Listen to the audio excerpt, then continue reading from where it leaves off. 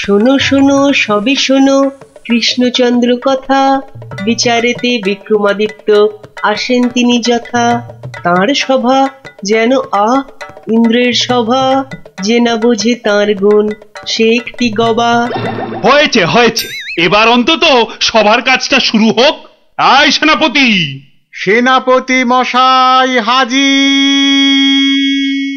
ওহ, হাজির রে বাবু হাজির। আগে একটু হাঁপ ছাড়তে দে। আরে বাবা, অত হাঁপাহাঁপির দরকার কি ছিল? ওসব মুখে বলা সোজা, যা দিনকাল না চাকরির প্যাঁচ হয়ে যাচ্ছে। কেন সেনাপতি, কিসের প্যাঁচ? শুনলাম নগরে নাকি কার বাড়ির পাঁচিল চাপা পড়েছে একটা চোর। এই দেখো কাণ্ড। এই চাপা পড়ার আর জায়গা পেলি না, কার বাড়ির দেওয়াল চাপা পড়লি রে ভাই?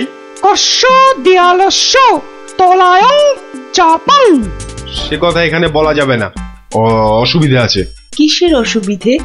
মহারাজ চান শুধু সাদা সত্যি কথা, মিথ্যে যেন নাহি থাকে একরত্তি তথা। বললে কিন্তু দোষ বেরোবে। বেরুক দোষ, তাতে কি? বেরুকং দোষ বেরুকং। তাহলে শুনুন রাজকবি, আপনার বাড়ির দেয়ালে চাপা পড়েছে নগরের বিখ্যাত চোর রেদা। কে ঠেলা সামলাবে এবার? রেদা? হ্যাঁ হ্যাঁ, রেদা। মরার আর জায়গা পেল না, শেষে আমার পাঁচিলের তলায়। ওই জন্যই তো চুপ করে বসে আছি ভায়া। অপঘাতে মৃত্যু, পরে 5 মোহর পাঠিয়ে দেব। রেদার মতো এমন একটা মানি চোর। ঠিক আছে ঠিক আছে, তাই করো তাই করো। ও কথা বলবেন না রাজামশাই, আপনার রাজত্বে এরকম হওয়া উচিত। একটা নিরীহ সৎ চোর সৎভাবে বাঁচতে পারবে না, বলুন? তাই তো। হ্যাঁ ঠিক ঠিক, তা তো বটেই, তা তো বটেই। কবি মশাই। মহারাজ মহারাজ, আমি কিচ্ছুটি জানি না। মা সরস্বতীর দিব্যি, কেন যে ওই সৎ চোরটা মানে হলো, আমি তো ঠিক মানে। কত বড় শিল্পী, একবার একটা। থাক থাক, আজ সভা বন্ধ। আমাকে বরং একটু ভাবতে দাও। হ্যাঁ,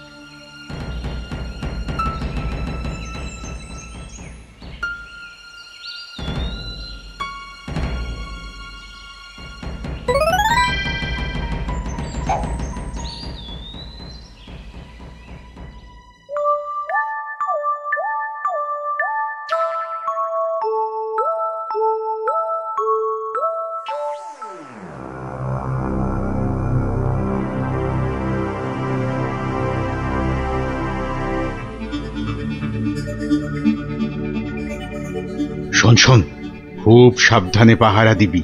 চলতে চলতে আবার ঘুমিয়ে পড়িস না যেন। না রে বাবা না।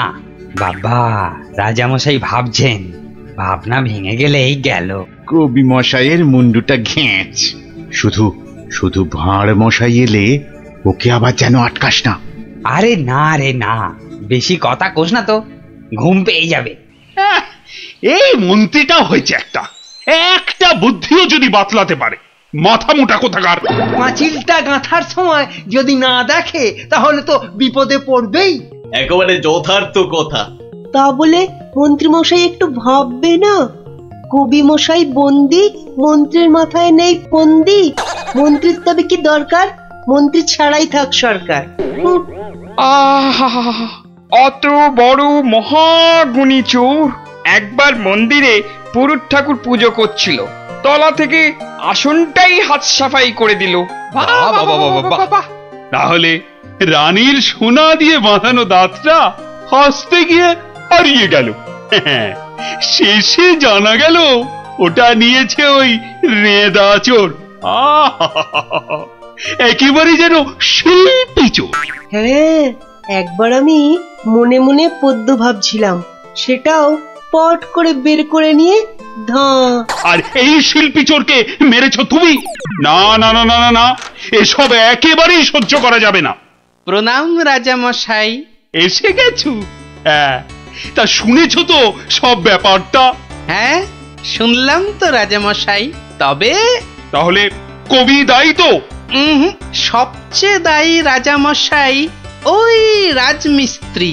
এত বিশ্বাস করে কবি তোকে পাঁচিল গাঁথতে দিল, আর তুই ফাঁকি দিলি। কি রে? হ্যাঁ, তাই তো বটে। আমি ঠিক এই রকমই ভাবছিলাম। তুমি ভাববে না ঘেঁচু?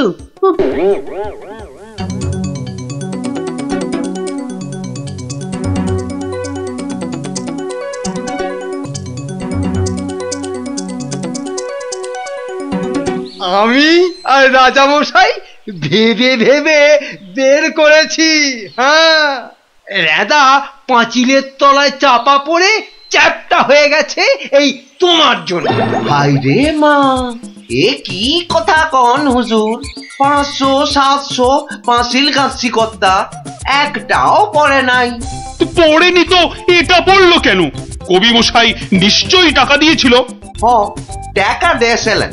তাহলে কবির তো কোনো দোষ নেই। কোনো দোষ নাই। তাহলে নেড়া চোরকে মেরেছিস তুই? এ কি কথা কন হুজুর? 3 বছর আগে পাঁচিল গাঁথলাম, সরে গিয়া ঠেলা মাইরা ছাপা পড়লো, দোষী হইলাম আমি। আরে বাবা, বিচার টিচার হয়ে গেছে বাপু, এ কথাটা নড়চড় হবে না। লড়সর হবে নি মানে? ওই যে লোকটা পাথর দিল, চুরকি দিল, জল দিল, আর তার মাল মশলায় ভেজাল, বুঝলেন? কথাটা ভুল বলেনি। মাল মশলা খারাপ হলে ওই বা কি করবে? আমি বলি কি, বিচার এবার থামান রাজামশাই। এই তুমি থামো দেখিনি। যোগ্য লোকের শাস্তি চাই। অমন একটা সৎ চোর রেদা টকাস করি মরে যাবে। হ্যাঁ, তবু আমি বলি রাজামশাই থামুন আপনি। তাহলে আমার কি দশা হবে ভাড়মশাই? আয় সব শোনো শোনো, এই রাজমিস্ত্রিকে মাল মশলার যোগানদার কে ছিল? কি হে মিস্ত্রি? তারে এখানে কোথা পাবো রাজা মশাই? সে বেটা তো বকর, থাকে অক্কা দ্বীপে, শান্তিপুরের পাশে। ঠিক আছে ঠিক আছে, সেনাপতি সেনাপতি, এই যে প্রভু। কাল সকালের মধ্যেই ওই বক্করটাকে তুলে নিয়ে এসো। ওই বেটাই এনাদাকে মেরেছে, হত্যা করেছে। অত বড় সৎ চোরের প্রাণ চলে গেছে? আপনি কিচ্ছু ভাববেন না রাজামশাই, কাল সকালেই ওই বক্করটাকে আমি সভায় বেঁধে আনবই আনবো। এই 3 সত্যি করলাম।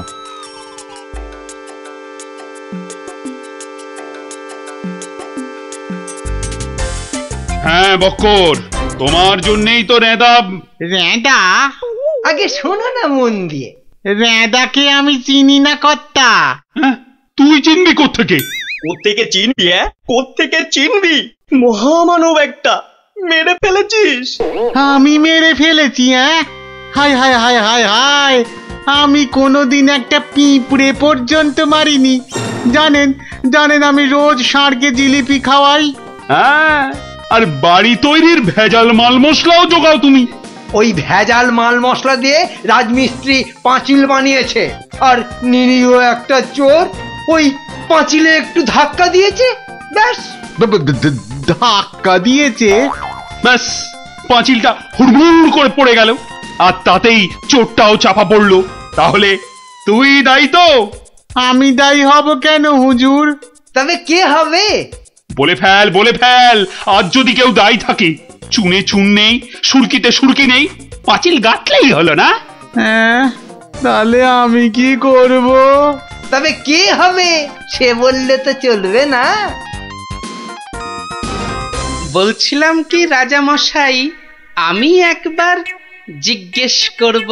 তুমি জিজ্ঞেস করলে কিচ্ছু হবে না। না না, করুক না, জিজ্ঞেস করুক। বেশ, তা হ্যাঁ রে বক্কর, এই তো অবস্থা দেশের। আর তো বাড়ির মাল মশলা জোগাতে পারবি না বাবা। কি করব মশাই? ওই তো সেনাপতি মশাই আছেন, ওনাকেই জিজ্ঞেস করুন না। ওনার তামুকের দাম দিয়ে তবেই তো জিনিসপত্র দিতে পারি। হ্যাঁ, না না, আমি ওই তামাক খেয়ে মানে চুপ! না না না না, চুপ করলে তো চলবে না মন্ত্রী মশাই। চুপ করে মেনে নিতে বলছি তো। সেনাপতিকে এরকম একটু নিতে হয়। হ্যাঁ, তা কত নেয় সেটা তো জানতে হবে। আমি একা একা নিই নাকি? মন্ত্রী মশাইকেও তো দিতে হয়। সে কি মন্ত্রী, তোমার জন্য রেদা চোরটা মিছে কথা বলছে মহারাজ, মিছে কথা বলছে। ওই সেনাপতিটাই, বুঝলেন কিনা? ওই সেনাপতিটাই। হ্যাঁ, সব বুঝেছি, সব বুঝেছি। কিছুই বোঝেননি? সবাই শুনুন, রাজাকে আবার ভাবতে হবে, একদম কোনো কথা নয়। যান, আপনি আর মন্ত্রী মশাই একটু ভাবুন। গোপাল ঠিকই বলেছে মহারাজ, আর একটু ভাবুন ভাবুন। ওহ, আবার কি ভাববো? আরে বাবা, এ তো সব জলের মতো পরিষ্কার হয়ে গেল। সেনাপতির কাছ থেকে তুমি টাকা নিয়েছো, সেনাপতি নিয়েছে মাল মশলাওয়ালার কাছ থেকে, আর সে বেটা ওই খারাপ মাল দিয়েছে মিস্ত্রিকে। ব্যাস, মিস্ত্রি তাতে পাঁচিল গেঁথেছে কবি মশাইয়ের। এই তো সেই পাঁচিলেই চাপা পড়েছে রেদা। তাহলে শাস্তি পাবে কে? তুমি। সবই তো ঠিক, কিন্তু বাবা, এর আবার কিন্তু কি? কিন্তু ওই কিন্তুটা নিয়েই তো বড় প্যাঁচ। প্যাঁচ মানে? যেটা মন্ত্রী মশাই বলতে পারছেন না। কি মন্ত্রী মশাই? বাঁচাও গোপাল, বাঁচাও, চিরকাল কেনা গোলাম হয়ে থাকবো ভাই।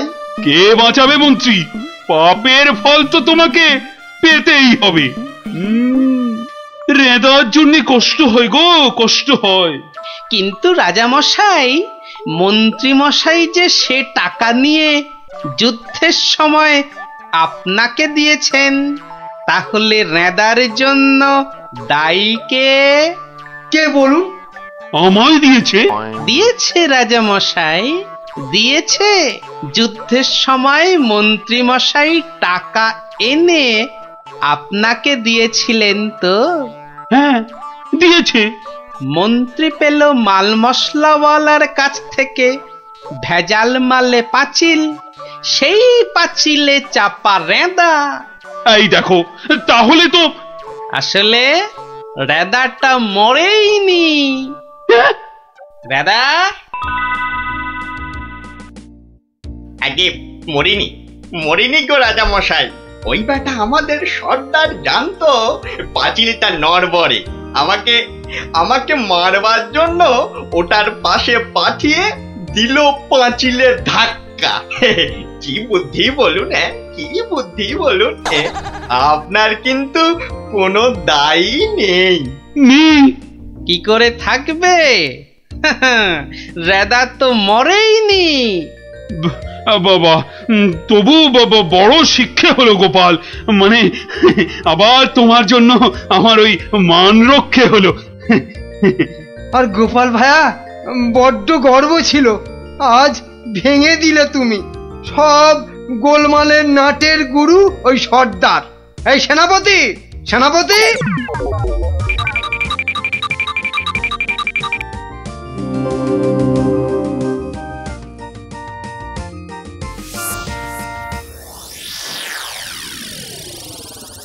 ধন্যবাদ গোপালচন্দ্র, ধন্য তোমার মাথা। তোমার মাথায় বঙ্গবাসী ধরবে সোনার ছাতা।